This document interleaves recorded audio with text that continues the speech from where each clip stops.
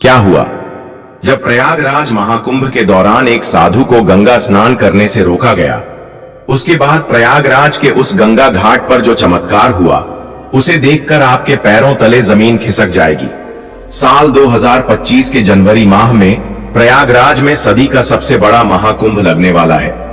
यह महाकुंभ हर 12 साल में एक बार लगता है, यानी इस महाकुंभ का बहुत अधिक महत्व रहने वाला है।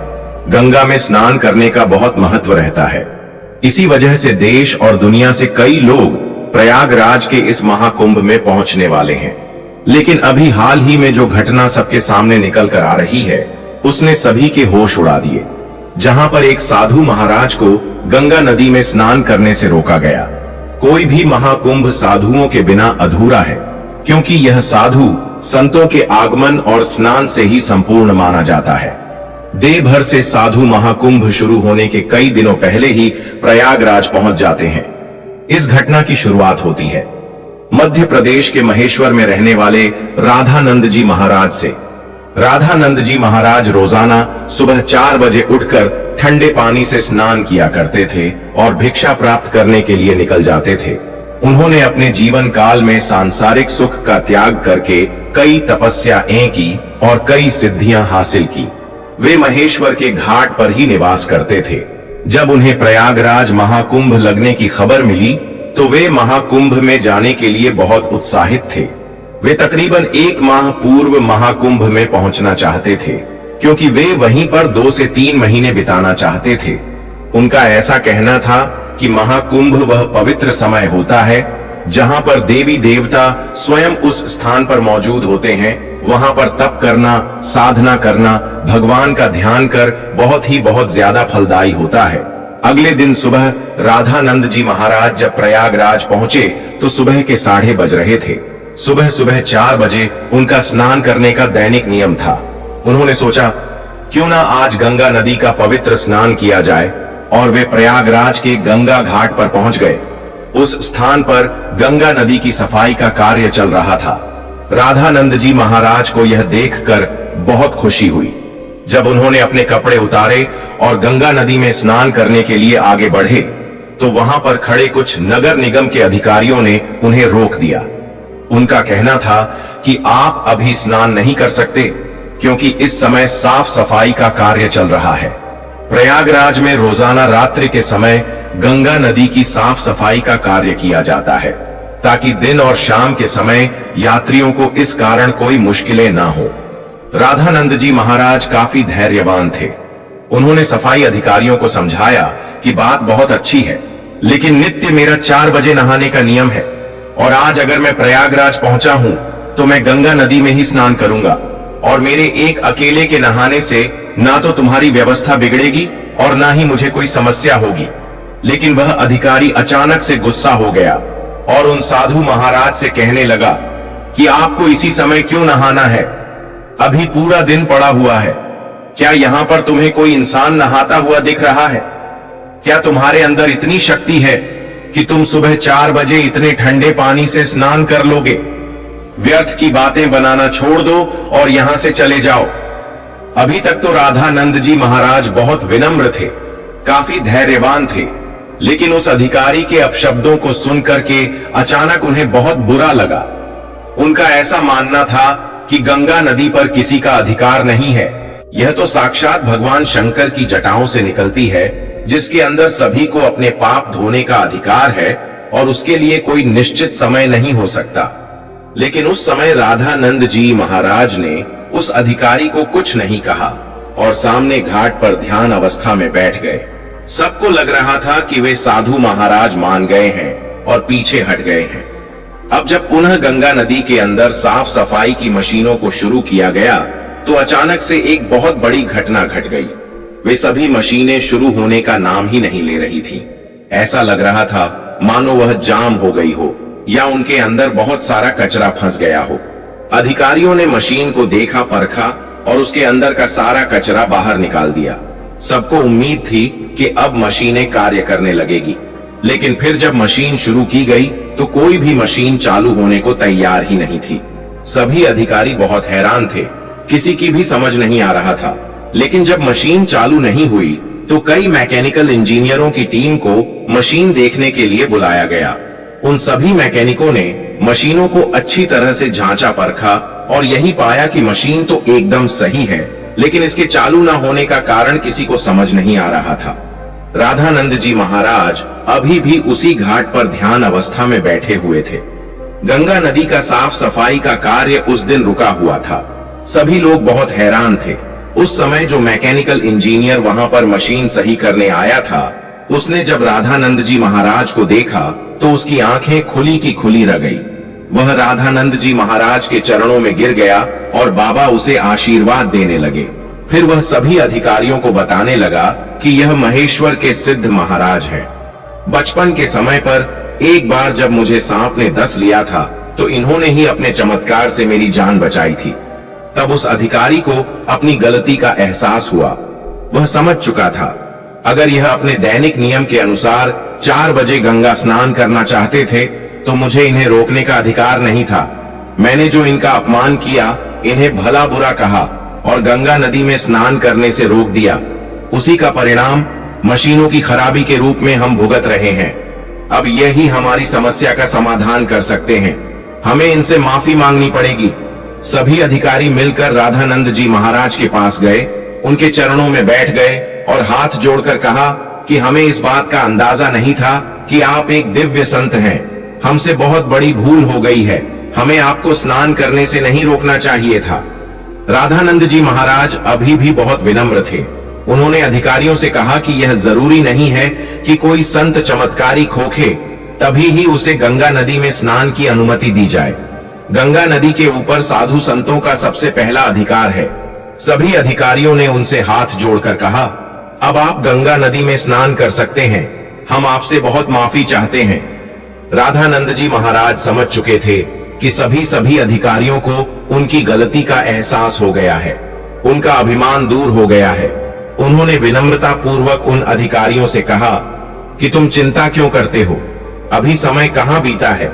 जरा अपनी घड़ी में समय तो देखो, आखिर क्या बजे हैं?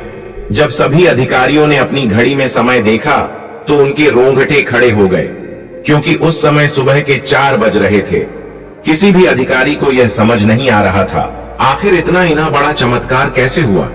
आखिर राधानंद जी महाराज ने अपने चमत्कार से समय को कैसे पलट दिया।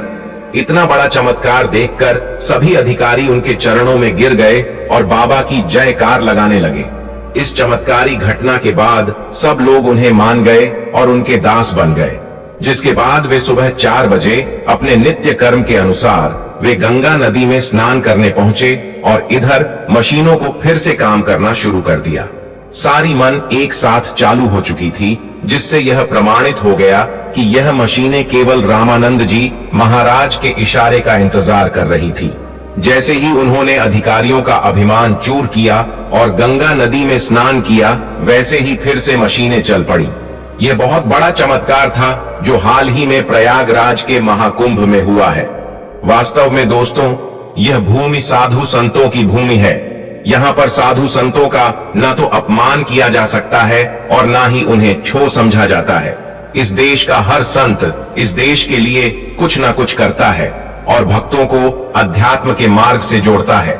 हमें कभी भी उनका अपमान नहीं करना चाहिए और न ही उन्हें छोटा समझना चाहिए। इस पूरी घटना को लेकर आपके क्या विचार है, हमें नीचे कमेंट बॉक्स में जरूर बताइएगा।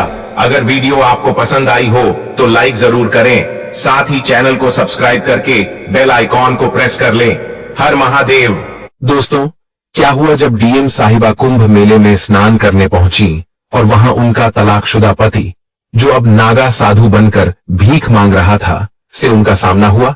इसके बाद डीएम मैडम ने जो किया उसे सुनकर आपके भी होश उड़ जाएंगे। ये घटना है उत्तर प्रदेश के प्रयागराज शहर की, जहां एक निम्न मध्यम वर्गीय परिवार में एक बेटी का जन्म हुआ था। परिवार में पहले भी कई लड़कियां जन्मी थीं और जब फिर से एक लड़की का जन्म हुआ तो परिवार के लोग मायूस हो गए। सभी को बेटा चाहिए था, लेकिन बेटी के जन्म पर कोई खुश नहीं था। बच्ची का नाम कविता रखा गया। कविता के पिता का नाम दीनदयाल और मां का नाम सवित्री था। कविता बचपन से ही पढ़ाई में बहुत होशियार थी। वह प्रयागराज के ही एक सरकारी स्कूल में पढ़ाई करती थी और हमेशा अपनी कक्षा में सबसे ज्यादा अंक लाकर पास होती थी। उसके स्कूल के शिक्षक अक्सर उसके माता पिता से कहा करते थे कि उनकी बेटी बहुत होशियार है और इसका भविष्य उज्जवल है। वे उन्हें सलाह देते थे कि कविता को आगे पढ़ाएं ताकि वह एक अच्छी नौकरी कर सके। लेकिन उसके पिता हमेशा कहा करते थे, यह तो एक लड़की है, इसे क्या आगे पढ़ाना, ये पढ़ लिख कर क्या करेगी, इसे तो ससुराल जाकर चूल्हा चौका ही संभालना पड़ेगा, इसलिए इसे पढ़ाने की कोई जरूरत नहीं है। पर उसकी मां सवित्री अपने पति से लड़ाई झगड़ा करके कविता को हमेशा पढ़ाती आई थी। धीरे धीरे समय बीत रहा था और अब कविता 10वीं कक्षा में पढ़ाई कर रही थी। उसकी उम्र लगभग 16 साल थी। तभी समाज के कुछ लोग कविता के लिए रिश्ता लेकर उसके माता पिता और दादा दादी के पास आए। यह सुनकर कविता बहुत दुखी हो गई, क्योंकि उसकी उम्र अभी सिर्फ 16 साल थी। लेकिन उसके पिता दीनदयाल बहुत खुश थे, क्योंकि लड़के वाले एक अमीर खानदान से थे। वे चाहते थे कि जल्दी से कविता की शादी करके इस जिम्मेदारी से मुक्त हो जाएं। कविता के दादा दादी भी इस रिश्ते के लिए तैयार हो गए, लेकिन उसकी मां सवित्री अब भी उदास थीं। सबने बिना कविता की रजामंदी पूछे और उसकी पसंद नापसंद जाने बिना ही इस रिश्ते के लिए हां कर दी। लड़के की उम्र करीब 19 साल थी, जबकि कविता की सिर्फ 16 साल। जब कविता को पता चला कि उसकी शादी के लिए रिश्ता तय कर दिया गया है और कुछ दिनों में उसकी शादी होने वाली है, तो वह बहुत दुखी हो गई। उसने अपनी मां से कहा, मां, मुझे आगे पढ़ाई करनी है, मुझे अभी 11वीं और 12वीं की परीक्षा भी देनी है, मैं आगे पढ़ना चाहती हूं, मुझे शादी नहीं करनी है। लेकिन उसकी मां सवित्री भी क्या कर सकती थी, वह भी अपने सास ससुर और पति के आगे मजबूर थी। एक दिन उन्होंने अपने पति दीनदयाल से कहा, अभी कविता शादी नहीं करना चाहती है, उसे पढ़ाई करने दीजिए, इसकी शादी हम बाद में करवा देंगे। ये सुनकर दीनदयाल बहुत गुस्से में आ गए। उन्होंने सवित्री को खूब मारा और प्रताड़ित किया, कहते हुए, तू ही इस लड़की को बिगाड़ रही है, बड़ी होकर ये किसी लड़के के साथ भागकर शादी कर लेगी और मेरा नाम समाज में डूबा देगी। इससे अच्छा है कि मैं अभी इसकी शादी करके इस समस्या से छुटकारा पा लूं। यह सब सुनकर कविता बहुत दुखी हो गई। अपनी मां को मार खाते हुए देखकर वह भी पिघल गई और शादी के लिए हां कर दी। इसके बाद उसकी 10वीं की परीक्षा हुई, जिसमें वह अच्छे नंबरों से पास हुई। लेकिन अब उसकी शादी की तारीख पास आ गई और उसे यह बाल विवाह करना पड़ा जो वह नहीं चाहती थी। शादी के अगले दिन कविता ने अपने पति से बात करने की कोशिश की, लेकिन उसका पति न तो उसकी ओर देखता था और न ही उसके करीब आता था। शादी के बाद भी दोनों के बीच दूरियां बनी रहीं। कविता अपने सास ससुर और घर के अन्य लोगों की सेवा करती थी। वह सुबह जल्दी उठकर खाना बनाती, घर की सफाई करती और धीरे धीरे उसके सास ससुर भी उसे प्रताड़ित करने लगे। आए दिन वे उसे ताने मारते और ढेर सारा काम करवाते। अब उसका पति भी धीरे धीरे प्रताड़ना में शामिल हो गया। वह रोज रात को शराब पीकर आता और कविता को परेशान करता और बिना किसी बात के शोषित करता और परेशान करता था। कविता धीरे धीरे बहुत ज्यादा परेशान हो रही थी। एक दिन वह अपने माता पिता के घर जाती है, जहां वह अपनी मां और अपने पिता को अपने साथ हो रहे अत्याचार के बारे में बताती है। लेकिन उसके पिता उसका साथ नहीं देते और कहते हैं, जैसा तेरे सास ससुर कहें तू वैसा ही कर, अपने पति से ज्यादा झगड़ा मत किया कर। ऐसा कहकर वे कविता को ससुराल वापस भेज देते हैं। अब न तो उसके पिता उसकी सहायता करते हैं और न ही कोई उसका पक्ष लेता है। ससुराल उसका पूरी तरह से नरक बन चुका था। एक दिन कविता की मुलाकात उसकी सहेली सरोज से होती है। सरोज कहती है, तेरा 10वीं का रिजल्ट आ गया है और तूने पूरे बोर्ड में सबसे ज्यादा नंबर लाकर टॉप किया है। ये सुनकर कविता खुश तो होती है, लेकिन मायूस भी हो जाती है और अपनी सहेली के सामने फूट फूट कर रोने लगती है। सरोज पूछती है, क्या हुआ? तूने पूरे जिले और प्रदेश में टॉप किया है, फिर तू रो क्यों रही है? तू कविता अपनी आप बीती बताती है और कहती है, मुझे तो आगे पढ़ाई करनी है और एक बड़ा अधिकारी बनना है, लेकिन मेरे ससुराल वाले मुझे बहुत प्रताड़ित करते हैं, मुझसे खूब काम करवाते हैं और मेरा पति मुझे रोज रात को मारता है, खूब मेरी पिटाई करता है। ये सुनकर सरोज भी रोने लग जाती है और कहती है, तू कब तक इस नरक में रहेगी? एक ना एक दिन तुझे इससे बाहर आना ही पड़ेगा, वरना तू इसी तरह जीते जी मर जाएगी। एक दिन तुझे हार्ट अटैक आ जाएगा। इससे अच्छा है कि तू अपनी पढ़ाई जारी रख और 11वीं की परीक्षा दे, और आगे तू 12वीं भी कर और आगे जाकर एक बड़ी अफसर बन। अगर तू ऐसे ही इस नरक में रहेगी तो अपनी पूरी जिंदगी कैसे बिताएगी? सरोज कविता का काफी उत्साह बढ़ाती है और कहती है, तू आगे पढ़ाई कर, तेरे बहुत बड़े सपने थे। आखिर क्या हुआ तेरे उन सपनों का? इसके बाद कविता गहरी सोच में पड़ जाती है। थोड़ा समय आगे बढ़ता है, लेकिन सरोज की बातें कविता के दिमाग में गहराई से बैठ जाती हैं। इसके बाद कविता के दिमाग में कई तरह के विचार आते हैं और एक दिन वह अपने ससुराल को छोड़कर भागने का ठान लेती है। एक रात वह अपने कुछ गहने जो उसके माता पिता ने उसे दिए थे लेकर ससुराल छोड़ देती है और बस पकड़कर दिल्ली चली जाती है। वहां उसकी एक सहेली रहती थी। वह दिल्ली में ही रहकर अपनी आगे की पढ़ाई पूरी करने लगती है। कविता दिल्ली के एक सरकारी स्कूल में दाखिला लेती है, जहां वह अपनी 11वीं की परीक्षा देती है और 12वीं में भी दाखिला मिल जाता है। वह छात्रवृत्ति के आधार पर अपना दाखिला लेती है और अपनी दोस्त के घर पर ही रहती थी।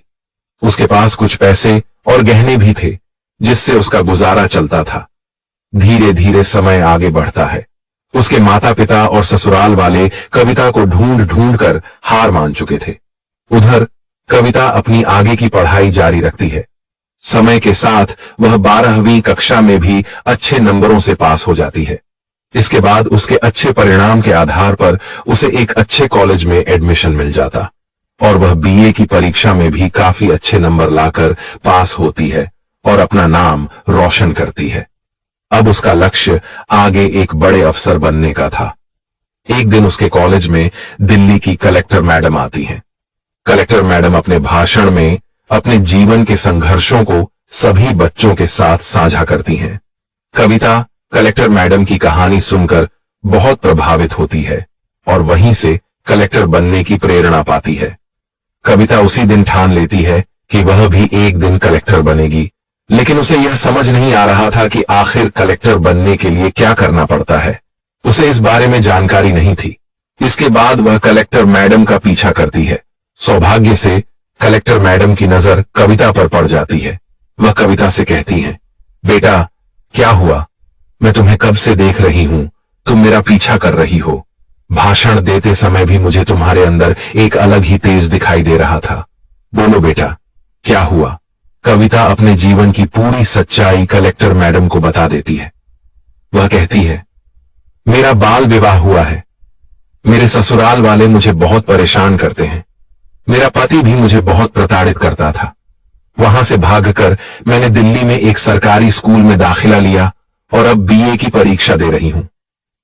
यह सुनकर कलेक्टर मैडम कहती हैं, कविता बेटा तुम बहुत बहादुर हो और तुमने बहुत अच्छा किया कि अपने उज्जवल भविष्य के लिए कदम उठाया।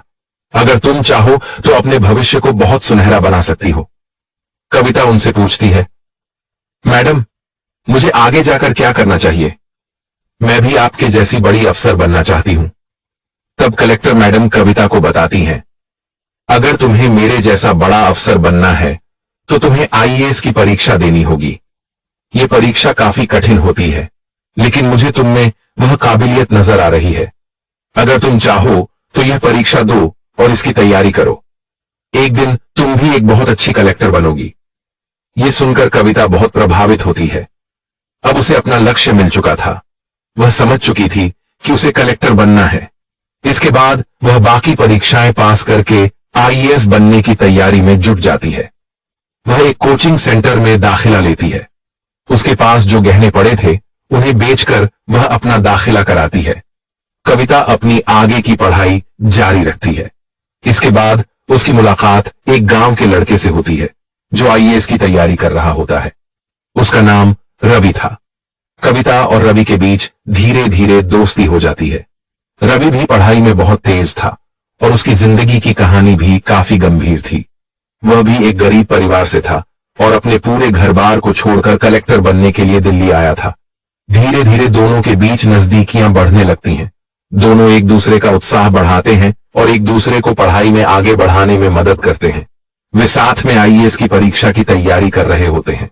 एक के बाद एक वे आईएएस की परीक्षाएं देते जाते हैं और पहली परीक्षा में दोनों अच्छे नंबर लाकर पास हो जाते हैं। उनके अंदर काफी उत्साह था और दोनों मन लगाकर साथ में पढ़ाई कर रहे थे। लेकिन जहां एक लड़का और एक लड़की होते हैं, वहां पर रिश्ता दोस्ती तक सीमित नहीं रहता। ये रिश्ता एक समय पर आकर आगे बढ़ ही जाता है। दोनों के बीच नजदीकियां और बढ़ती हैं और एक दिन रवि कविता को प्रपोज कर देता है। वह कहता है, कविता, मैं तुमसे बहुत प्यार करता हूं। कविता भी मन ही मन रवि से प्यार करती थी, लेकिन वह चाहकर भी उसे हां नहीं बोल पा रही थी, क्योंकि उसका लक्ष्य अभी कुछ और था और उसका पति अभी भी जिंदा था। कविता कहती है, मैं शादीशुदा हूं। भले ही मैं अपने पति के साथ कभी भी नजदीक नहीं हुई हूं, लेकिन मैं तुमसे कुछ भी झूठ नहीं बोलना चाहती। मैं तुम्हें सारी सच्चाई बताना चाहती हूं। मुझे तुम बहुत पसंद हो, लेकिन मेरा बाल विवाह हुआ है और मैं अपने पति को छोड़कर यहां आई हूं। रवि कहता है, मुझे तुम्हारे पास्ट से कोई लेना देना नहीं है। मुझे तुम बहुत पसंद हो और मैं तुम्हारे साथ पूरी जिंदगी बिताना चाहता हूं। हम दोनों साथ में मिलकर कलेक्टर की आगे की परीक्षा देंगे और साथ में कलेक्टर बनेंगे। इसके बाद कविता भी रवि को हां कर देती है और दोनों एक दूसरे के और ज्यादा नजदीक आ जाते हैं। लेकिन कहते हैं ना कि जहां नजदीकियां बढ़ जाती हैं, वहां लक्ष्य छूट जाते हैं, और हुआ भी यही। धीरे धीरे रवि का पढ़ाई से मन हट रहा था, जबकि कविता का ध्यान अपने लक्ष्य पर केंद्रित था। वह अपनी परीक्षा की तैयारी पूरी जोरों शोरों से कर रही थी, लेकिन रवि के मन में सिर्फ कविता के ही ख्याल थे। अब अगली परीक्षा आ चुकी थी। कविता ने अपना पेपर खूब अच्छे से दिया और रवि ने भी अपना पेपर दिया, लेकिन परिणाम उम्मीद के बिल्कुल उलट निकले। कविता अपनी परीक्षा में अच्छे नंबरों से पास हुई, जबकि रवि फेल हो जाता। यह देखकर रवि काफी ज्यादा दुखी हुआ। कविता ने भी रवि से कहा, हम कुछ समय के लिए अब दूर रहेंगे, क्योंकि अगर हम दोनों ऐसे ही साथ रहेंगे तो इसका असर हमारी पढ़ाई पर पड़ेगा और अब आखिरी पड़ाव आ चुका है। कविता ने रवि की बात सुनी और खुशी के मारे उसकी आंखों में आंसू आ गए। उसने कहा, तुम सच में मुझे ऐसा सुनाए हो? क्या मैंने सच में कलेक्टर बनने के लिए टॉप किया है? रवि हंसते हुए कहता है, हां, तुमने पूरे जिले में टॉप किया है और अब तुम्हें कलेक्टर बनने का अवसर मिलेगा। मुझे खुशी है कि तुमने यह साबित कर दिया कि किसी भी मुश्किल को पार कर बड़े लक्ष्य को हासिल किया जा सकता है। कविता की आंखों में आंसू थे, लेकिन वह अपने आंसुओं को छिपा नहीं पाई। उसने कहा, यह सब तुमसे मिले समर्थन, प्रेरणा और मेहनत के कारण हो सका। बिना तुम्हारी मदद के मैं यह रास्ता नहीं तय कर सकती थी। रवि और कविता दोनों एक दूसरे को देखकर मुस्कुराए। कविता के लिए यह सफलता सिर्फ एक व्यक्तिगत उपलब्धि नहीं थी, बल्कि यह हर उस कठिनाई, संघर्ष और दर्द का प्रतीक थी जिसे उसने अपने जीवन में सहा था। कविता का जीवन अब एक नई शुरुआत की ओर बढ़ रहा था और रवि भी उसकी सफलता को देखकर गर्व महसूस कर रहा था। अब दोनों जानते थे कि सफलता सिर्फ शिक्षा और कठिन मेहनत से नहीं, बल्कि अपने सपनों के लिए लगातार लड़ने और हार न मानने से मिलती है। अगले कुछ दिनों में कविता का इंटरव्यू हुआ, जिसमें उसने शानदार प्रदर्शन किया और अपनी पूरी तैयारी को साबित किया। परिणाम आया और कविता ने कलेक्टर बनने का सपना पूरा किया। रवि ने उसकी कड़ी मेहनत को देखा और कहा, तुमने सिर्फ अपने लिए नहीं, बल्कि उन सभी महिलाओं के लिए भी एक मिसाल पेश की है जो समाज में दबावों और चुनौतियों का सामना करती है। तुमने हमें सिखाया कि किसी भी स्थिति में अपने सपनों से समझौता नहीं करना चाहिए। कविता ने कहा, यह मेरी केवल व्यक्तिगत सफलता नहीं है, यह उन सभी लोगों की सफलता है जिन्होंने मेरे सपने में विश्वास किया और मुझे हर कदम पर समर्थन दिया। अब कविता कलेक्टर बन चुकी थी, लेकिन उसका सफर यहीं खत्म नहीं हुआ था। उसने और रवि ने कसम खाई थी कि वे दोनों एक दूसरे का साथ नहीं छोड़ेंगे और अपनी मंजिल तक एक साथ आगे बढ़ेंगे। कविता ने रवि को गले लगाकर बहुत रोते हुए पूछा, तुम्हारे रिजल्ट का क्या हुआ? रवि ने मुस्कुराते हुए कहा, मैं तो तीसरे अटेम्प्ट में भी फेल हो गया था और चौथे अटेम्प्ट में भी फेल हो चुका हूं। यह सुनकर कविता का दिल भर आया। उसने मायूस होकर कहा, मुझे माफ कर दो। लेकिन रवि ने हौसला देते हुए कहा, कोई बात नहीं, तुम तो कलेक्टर बन गई हो ना, मैं उसमें ही खुश हूं। दोनों ने एक दूसरे को फिर से गले लगाया। इसके बाद कविता ने रवि से कहा, मैं डीएम के पद पर नियुक्त होने से पहले तुमसे शादी करना चाहती हूं, लेकिन उससे पहले मुझे कानूनी तौर पर अपने पति से तलाक लेना पड़ेगा। कविता ने अपने पति को तलाक का नोटिस भी जारी किया, लेकिन उधर से कोई जवाब नहीं आया। धीरे धीरे समय बीतता गया और रवि और कविता दोनों साथ रहने लगे। वे अब भी शादी नहीं कर पा रहे थे, क्योंकि कविता का अपने पहले पति से तलाक नहीं हो रहा था। इतने में कविता की पहली पोस्टिंग उत्तर प्रदेश के लखनऊ शहर में हो गई, जहां उसे अपना कार्यभार संभालना था। सबसे पहले कविता अपनी मां से मिलने घर गई। उसने घर जाकर अपनी मां को ढूंढा, जो किचन से बाहर आई। अपनी बेटी को सामने देखकर मां खुशी से झूम उठी। उन्होंने कविता को गले लगाया और कहा, बेटी, तू कहां गई थी इतने साल?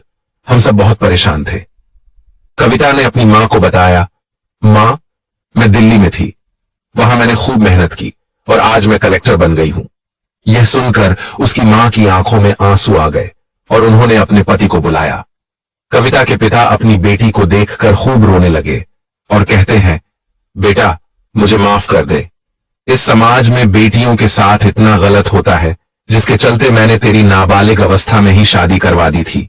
तेरे ससुराल वालों ने तुझे बहुत प्रताड़ित किया था, फिर भी मैंने तेरी एक नहीं सुनी थी। आज मुझे इसका खूब एहसास हो रहा है। कविता के पिता रो रो कर उससे माफी मांगने लगे। कविता ने अपने दोनों माता पिता को गले लगाते हुए कहा, अब सब ठीक है, आप मेरे साथ चलिए। हम अब एक अच्छे घर में साथ रहेंगे। इसके साथ ही कविता के माता पिता भी उसके साथ रहने लग गए। धीरे धीरे समय बीतता गया। एक दिन प्रयागराज में महाकुंभ मेले का आयोजन हो रहा था। मां ने उससे कहा, बेटा, अगर तुम्हें अपने काम से थोड़ी सी फुर्सत मिल जाए तो हम प्रयागराज कुंभ मेले में चलें। कविता ने अपनी नौकरी से 2 दिनों की छुट्टी लेकर अपने माता पिता के साथ प्रयागराज जाने का फैसला किया। यह महाकुंभ सदी का सबसे बड़ा आयोजन था। वहां कुंभ मेले की रौनक अपने चरम पर थी। साधुओं और चमत्कारिक संतों की भीड़ से मेले का माहौल अद्भुत हो गया था। डीएम मैडम कविता अपनी मां और पिता के साथ इस पवित्र महाकुंभ मेला घूम रही थी।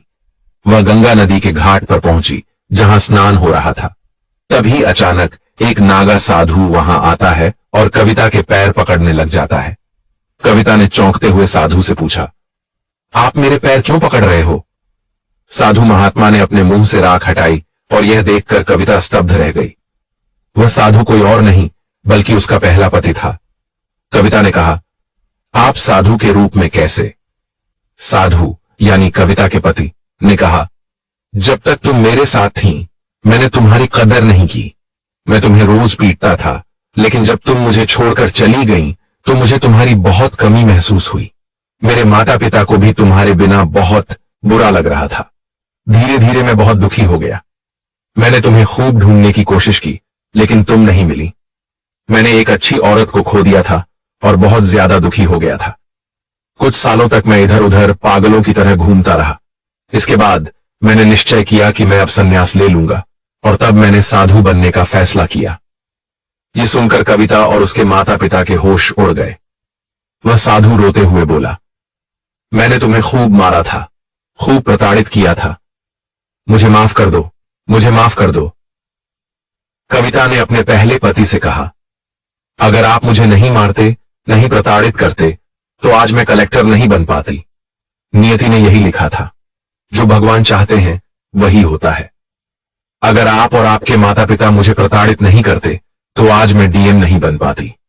इसके बाद डीएम मैडम यानी कविता उस अघोरी साधु जो उनके पहले पति थे से कानूनी तौर पर तलाक ले लेती है।